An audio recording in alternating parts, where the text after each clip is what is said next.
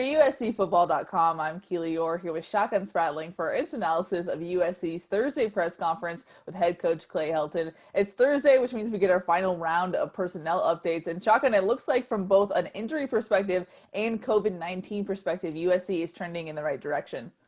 Yeah, definitely. Great news for USC. Clay Helton announced today that as of now, everyone is out of contact tracing. No one's in quarantine anymore. All the positive tests, everyone is now negative. They will have another round of testing today, before they head to UCLA for the game on Saturday. They'll have the round of testing. So great to hear that everyone is out of quarantine. Everyone is doing, well on that front. On the injury front, they got some good news as well. Raylan Goforth has been doing well, the inside linebacker. They expect him to return on Saturday.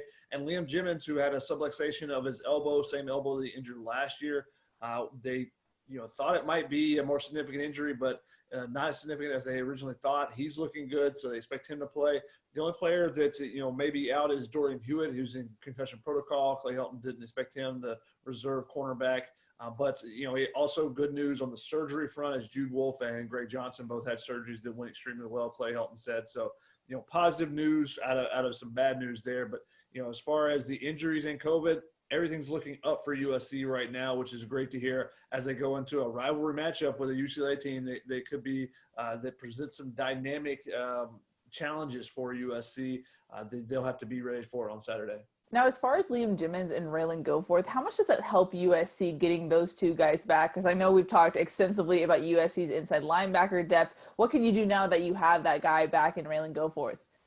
I think that with the attack that UCLA presents and the rushing attack that they want to have with Demetri Felton and then a bigger back with Brown, I think getting a true linebacker back in Raylan Goforth rather than trying to mix and match and put a guy like Talanoa Hufanga in the box more, or even bringing in Raymond Scott if you want to have two linebackers on the field.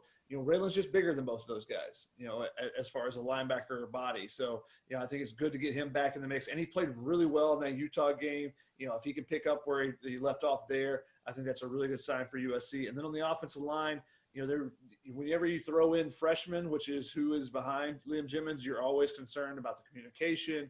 You're concerned about them being, in the bright lights of a rivalry game and, getting a little worked up for it as a local player. Jonah Monheim would be likely filling in behind Liam Jimmons there. So I think you just feel more confident having a senior out there and a guy that's played a little bit more than Jonah Monheim and having that communication with the guys beside him, because we saw some communication issues in the last game in Washington State where they were trying to attack against Cortland Ford and Jonah Monheim, just doing some different twists and stunts and stuff. So I think you feel a little bit more confident in those veteran guys to be able to pick up those type of things. And especially against this UCLA front that's going to bring a lot of pressure and has been getting a lot of pressure on the quarterback with some different, a variety of different ways going about it. Mm-hmm. Now, obviously, with a rivalry game, we know the implications. Bragging rights are always important, but going into this week, if USC takes care of business, they will play their way into the Pac-12 title game. And Shotgun, you asked Clay Helton, what's the message this week? Considering Clay Helton says they always try to be 1-0 on the week, but this one's a little more important in that sense. Yeah, and Clay knows that, and the players know that, and that's what he said. The reality is everyone knows that this is to play your way into the Pac-12 championship game. There is still an opportunity for USC if they lose to get in, but that would take Colorado losing, so you don't want to rely on someone else having to lose. But they know what's on the line, and he says, but, the reality is they got to keep it focused on this week. You can't be looking forward, especially in this COVID era. You don't know exactly who you're going to play the next week. There's still a debate, if Washington cannot play this week, will they be able to play next week? Because they would then be the de facto winner in the Pac-12 North. Will it then be Colorado at USC? So they don't know what's going to be going for them going forward. They'll play a game next week because everyone's going to play next week, but they don't really know their opponent. So they just got to focus on this week. And if they take care of business, then they'll be in the championship game. They'll host that game and have an opportunity to win the Pac-12 championship. So they know the importance, they know the significance, but it's a rivalry game. So there's a lot of bragging rights on the line as well. So they just got to focus on the task at hand. And that's kind of been the message Clay has given to the players. It's obviously a unique situation this year, but especially because there's no students on campus, so you don't really get that rivalry feel, I guess. But Clay Helton was asked, what is this rivalry week like in COVID era? What did he have to say? Yeah, are there, are all the statues taped up? Is someone guarding, the Trojans night out guarding Tommy Trojan? Or UCLA, their spirit squad, are they out guarding the bear? What exactly is going on? I know the bear has been boxed up over at UCLA, just extra precaution. But Clay Helton said he's actually going to spend some time. They're having an honorary Trojan Knights event today. They're just trying to make it as traditional as they can. They're bringing the victory bell out to practice. They're going to talk about it with the young players, kind of try to explain the rivalry as much as possible. It's still weird, but they're trying to make the most of it and try to create that tradition and give the history and everything that's behind the rivalry to some of the young players to get them, and especially those out-of-towner guys, to get them a true feel of it, because that's one of the things you always hear with out-of-state guys when they come in. It's like, I didn't know anything about this rivalry. And then, after you're here for a year and you're hearing everyone talk about it all year, and you hear, after one game, whoever wins or loses, and it's every conversation that comes up when you say, oh, I'm a USC football player, like, oh yeah, this is what you did against UCLA, that immediately comes up. So those type of things, it's a little different this year, but they're going to try to, keep as much tradition as they possibly can. Now, there's going to be a familiar face across the way on Saturday. Johnny Nansen, who was with USC staff for 6 years, will be on UCLA's team. How does that play out, Shotgun, as far as like a competitive advantage? He's obviously familiar with Clay Helton and this team and personnel. What does that really do for UCLA, having a guy like Nansen on the staff? Yeah, and Nansen and Clay Helton are really good friends. So, I'm sure in the offseason they trade, tips back and forth and whatnot. But it's obviously different when it's a rivalry game and you're facing someone, a friend on another coaching staff. But it doesn't really matter that much as far as having trade secrets of the USC offense, because it's an quote unquote execution based offense, and they're going to run the same stuff over and over and just focus on their execution. It's not like they have a bunch of trick plays and stuff that are in the playbook that Nansen's now going to know about and say, hey, look for this little thing or whatnot. It's not exactly the same there. I think it'd be much more if it was the gumbo offense that they had previously. I think that would, you would have much more of an insider value there for Johnny Nansen. But, he was really, talked really positive about Johnny Nansen, the impact they've had there. Obviously, their front seven is doing really well. But it's going to be, it's going to be unique seeing Nansen across the way after he spent, I think it was 7 years at USC. So he had been around for a long time, been the longest tenured guy. So seeing him in blue and blue will be a little bit different. Clay talked a little bit about UCLA and said, hey, they could easily be undefeated right now. They had a pick six at Oregon right before the half that kind of turned the tide there. They had a couple of turnovers in the red zone against Colorado. So, he says the record maybe not even indicative of how well that UCLA has played this year, and gave a lot of credit to Chip Kelly as well and their run game. So I know that's something that's on USC's mind, and they got to stop the run. So I think they're going to be more worried about stopping the run than what Johnny Nansen is going to do on the defensive side, actually. Fair. That's very fair. Now, we already talked about how weird this week is, but it's going to get weirder, Shotgun. Now, USC has the opportunity to play the Pac-12 championship game. Like we said, if that's true, they'll be on a Friday. But next Wednesday is the start of the early signing period, which usually the staff has a little bit of a break. You're not playing the regular season in December. We asked Clay Helton pretty extensively about this whole combination of a regular season and early signing period and how much recruiting has taken over their free time. What do you have to say? Yeah, he said he literally walks off the field at 6 p.m. and he's on the phone with recruits until like 11, doing Zoom calls or just phone calls. He's doing quote unquote in-home visits right now. And I talked to a recruit recently that talked about, having that in-home visit, which is, normally Clay Helton is allowed to go in-home. The head coach is allowed to go in-home once during the recruiting process. So it's like a special event when it happens. And they're trying to kind of replicate that. And instead of having, several coaches on the Zoom, it's Clay Helton sitting down for 30 minutes to an hour. He said some of them have gone much longer than that, but sitting down with the families and answering all the last questions they have, going over the scholarship, going over all the minutia, the details. Hey, you got to sign this. This is what you do. This is what it means.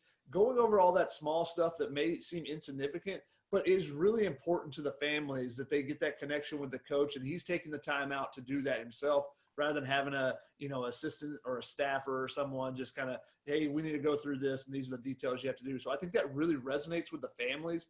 And, any questions that they have, he's ready to answer. And he said that, sometimes when they're on a Zoom and there's, 5 or 6 assistants or whatever, and they're really talking to these big time recruits, that the parents get a little gun shy. They don't want to, ask a question to everyone, but, you get that one-on-one situation. They go, "Hey, coach, I really need to ask you about this."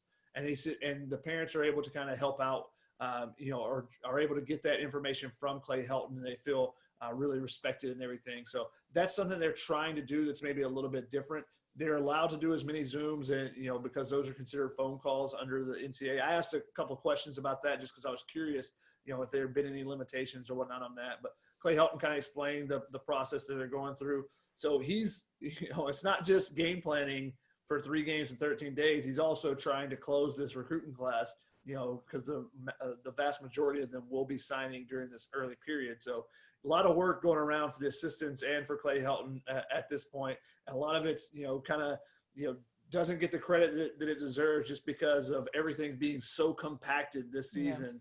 Yeah. When you start late and then the early signing period still being in the middle of December, right in the middle of rivalry week and potential championship, Pac-12 championship game. So it's going to be, a unique week for them, trying to win this game and then get into the Pac-12 championship, but also trying to close out with recruits. So it would definitely help those last pitches that you're trying to make. If you go, "Hey, look at what we just did to our rival." Yeah. And if they can come away with a big win there, I think that really is just a final, statement to give to the recruits. Recruits aren't going to be swayed by one game, but there's just an extra data point, as the College Football Playoff Committee would like to say, but a final statement that you can say, look what we're doing, look at the progression that we made this season. You could be a part of that next year. Yeah, but definitely something to file under 2020 madness or craziness, yeah. just weird scheduling. Now, Shaka, before we get into game predictions, any final thoughts before we get there? I asked Clay Helton about, if there were any defenders that kind of stood out to him, because a lot of the defense got to mix in a bunch of guys in the second half, in the fourth quarter. And he said a couple of guys that did stand out were guys that were kind of in the game plan a little bit more. And that was Max Williams. He said he's just had a tremendous season. He's been really consistent for him. And now he's got to step forward and take over the starting role full time, with Greg Johnson being out for the rest of the year. And he also said Isaac Taylor-Stewart got his first start of the season. He came off the knee injury in the Holiday Bowl. He's been behind Elijah Griffin and Chris Steele, worked his way into the starting rotation here. And he said there's no drop off from production. It gave us an opportunity to give Elijah Griffin and Chris Steele, some time off. So that really stood out to him. And I asked him a little bit about Isaac Taylor-Stewart. He said he's been really proud of him, because sometimes when you have that knee injury, it takes a little bit of time to get your confidence back. And especially at a position like cornerback, which is very, bravado heavy. And he was able to, he's built himself up, and now every time he goes out there, there's no drop off for them, and they feel confident throwing him out there. And if they need to put Chris Steele in the slot like they did this past game, after Greg Johnson went out, then they can do that. Just depending on the game plan, that gives them an extra option. So good to see ITS getting back to where he was at last year. Mm-hmm. Alrighty, Shotgun. As far as game predictions go, I feel like people think this is going to be a close one. It's going to be an interesting matchup for sure, probably more so than the past years we've seen. Yeah, I don't really know where to go with this, because I can see so many scenarios playing out. I can see UCLA's run game dominating. Like a couple years ago when USC just could not stop Joshua Kelly at all. Every time that they thought that they would, get back in the game, Kelly would have a big run or something. But I can also see USC finally putting together an offense for 4 quarters. I can see that happening, especially after Keaton Slovis's consistent performance last week. So it's hard for me to judge this one, because I think, it could go a lot of different ways. It could go, USC could win a blowout here, or they could be very disappointed in the fact that they can't stop the run at all.